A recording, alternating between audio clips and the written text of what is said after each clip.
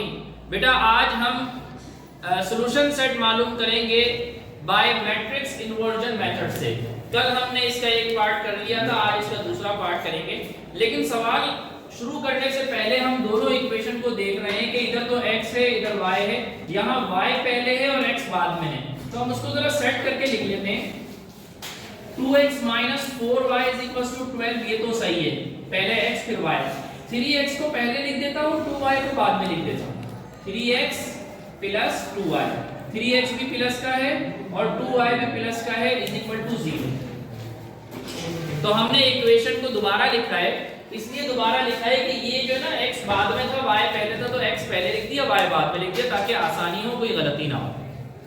अब जैसे ही मेरा बेटा, जो स्टूडेंट कल नहीं आए थे, तो देखिए मेरा बेटा कि जैसे ही मैट्रिक्स इन्वर्जन का नाम आए, आपने ये इक्वेशन लिखनी है, ax = कैपिटल B। जैसे ही मैट्रिक्स इन्वर्जन का नाम आए, आपने ये इक्वेशन लिखनी है, ax = b। और फिर x यही है, a जब इक्वल के इस तरफ आएगा तो क्या हो जाता है बेटा, यहां पर x क्या हो रहा है, -1, a इनवर्स, इसे कहेंगे a इनवर्स, और b मौजूद है। ये जो दो स्टेप हैं, जैसे ही आपने मैट्रिक्स इन्वर्जन मेथड देखा, बस आपने ये दो स्टेप कर लिए, ये जहन में होने चाहिए आप। अब आप बनाएं, अब आप a, b और c अपनी इक्वेशन में से निकालेंगे। देखो मैट्रिक्स a क्या होगा, मैट्रिक्स b क्या होगा और मैट्रिक्स c क्या होगा, सॉरी c नहीं, x क्या होगा, ये हम लिखते हैं। मैट्रिक्स b तो बहुत आसान है, इक्वल के इस तरफ जो 12 और 0 लिखा हुआ है ना, वो मैट्रिक्स b में आ जाएगा, 12 0। और कैपिटल X भी बहुत आसान है, स्मॉल x स्मॉल y। और a भी बहुत आसान है, a क्या है मेरा बेटा, x 2 - 4 3 2 2 - 4 3 2 2 - 4 3 2। अगर बेटा आप इसको सेट नहीं करते तो गलती से पहले 2 लिख लेते, फिर 3 लिखते ना, तो यहाँ पे फिर गलत हो जाता। पहले x वाला लिखना है कोफिशिएंट, फिर y वाला लिखना है।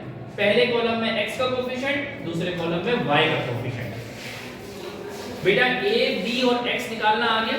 अब हमें मालूम करना है x और y की वैल्यू, यानी कैपिटल X मालूम करना है, तो हमें a इनवर्स मालूम करना होगा। a इनवर्स मालूम करके b से मल्टीप्लाई करवाएंगे तो आ जाएगा x। a इनवर्स मालूम करेंगे, a इनवर्स की वैल्यू लिखेंगे, b की वैल्यू लिखेंगे, दोनों को मल्टीप्लाई कराएंगे तो क्या आ जाएगा, x। तो पहले a इनवर्स निकालते हैं। a इनवर्स का फार्मूला क्या है,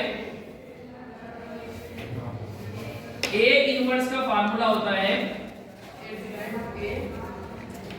adjoint of a upon determinant of a। Adjoint of a, आपने एडजॉइंट लिखा और फिर a लिख दिया। a क्या है हमारे पास, 2 - 4 3 2 अपॉन डिटरमिनेंट की लाइनें लिखी और इसके बाद a अंदर लिख दिया, 2 - 4 3 2।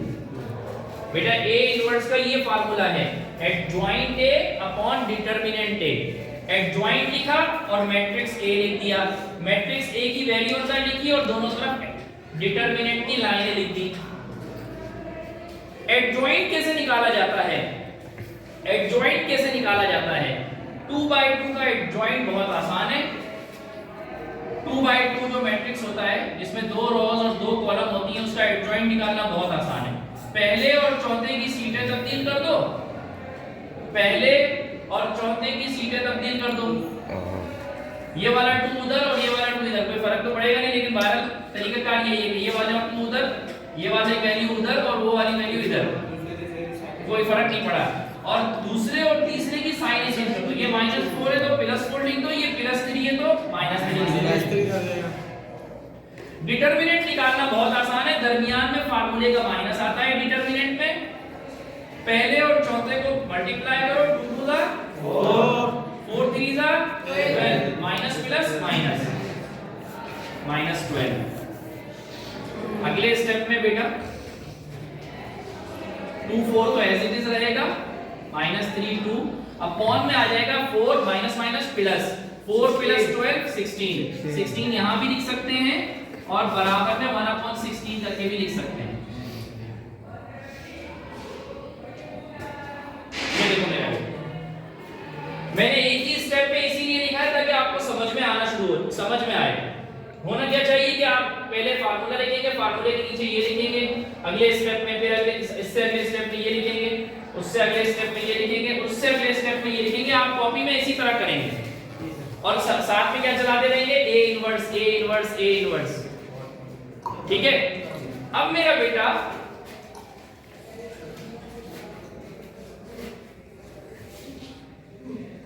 इसके बाद क्या है, a इनवर्स निकल गया। अब हमें क्या निकालना है, a इनवर्स को। अब ये वाली इक्वेशन उठाओ, ये वाली इक्वेशन उठाइए, x a inverse b। x की जगह पे x की वैल्यू लिख दो, xy small x y। a inverse की जगह पे a इनवर्स की वैल्यू लिख दो, क्या है 2 4 -3 और 2 और साथ में क्या है बेटा 1/16 और b क्या है मेरा बेटा, b है 12 और 0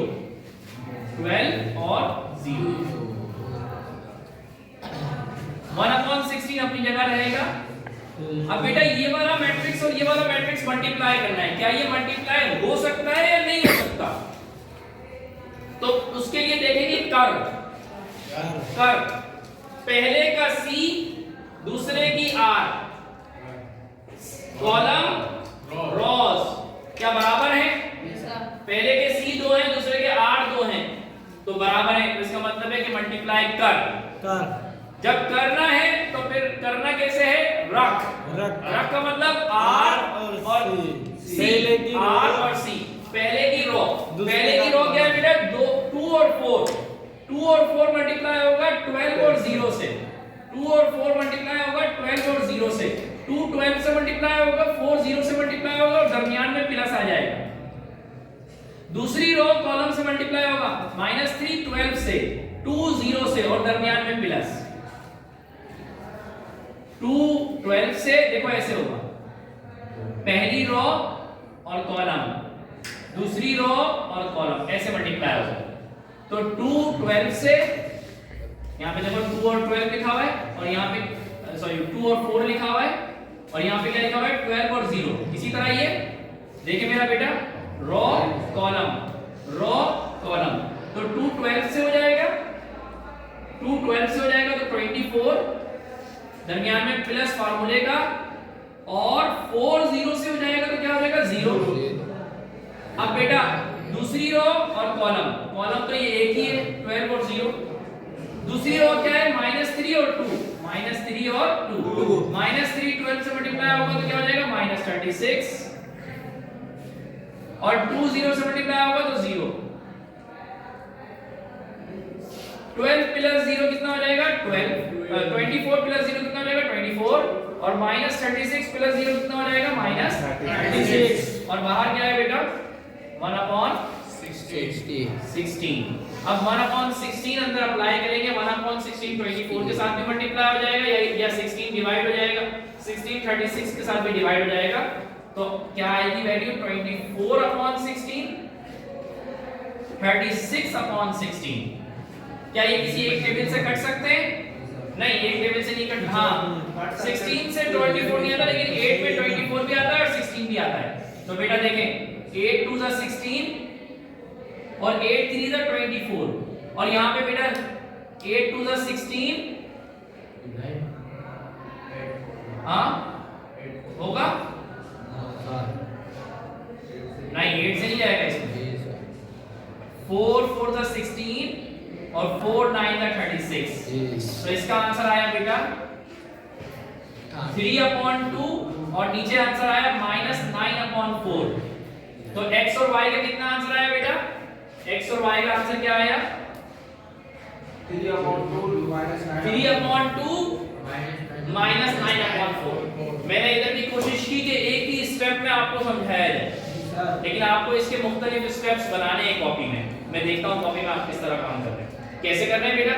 जैसे कि ये एक स्टेप बनाए, दूसरा स्टेप यहाँ तक के होगा, तीसरे स्टेप में एक्स वाई इधर चलता रहेगा, ये आ जाएगा, चौथे स्टेप में एक्स वाई आएगा और ये वाला चौथा स्टेप है, पांचवें स्टेप में एक्स वाई इस तरफ रहेगा और ये आंसर आ जाएगा। ठीक है मेरा बेटा, समझ में आ गई ना माशाल्लाह? इतनी तो समझ में आ जाएगी ना, कोई मसला तो नहीं है।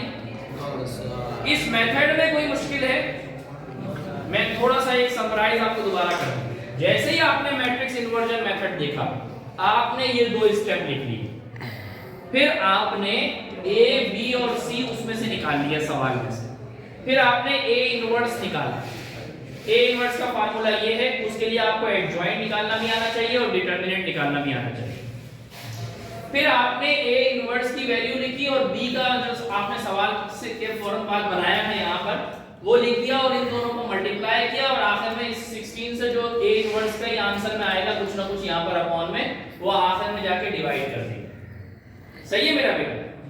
और ये बात ज़हन में रखना कि जब हम डिटरमिनेंट निकालते हैं तो दरमियान में फार्मूले का माइनस आता है, लेकिन जब हम दो मैट्रिक्स को मल्टीप्लाई कर रहे होते हैं तो दरमियान में फार्मूले का प्लस आता है। जज़ाकल्लाह।